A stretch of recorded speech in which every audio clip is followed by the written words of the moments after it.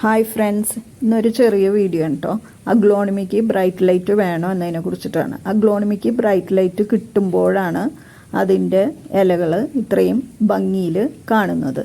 ഇപ്പോൾ ഇതിൽ കാണിക്കുന്ന അഗ്ലോണിമാസിന് തന്നെ അതിൻ്റെ ഇലകൾ ശ്രദ്ധിച്ചാൽ കാണാം, ഒരു 3 കളറ് വരുന്നുണ്ട്. ഗ്രീൻ കളറും ക്രീം കളറും അതുപോലെ നടുക്കിക്കൂടെ ഒരു നല്ല പിങ്ക് കളറ് വരുന്നുണ്ട്. അപ്പോൾ ഇത്രയും ഇലകൾ ഭംഗിയായിട്ട് നിൽക്കാനും അതുപോലെ അഗ്ലോണിമ കൂടുതലായിട്ട് തൈകൾ മുളച്ചു വരാനും ഇതിന് സൺലൈറ്റ് അത്യാവശ്യമാണ്.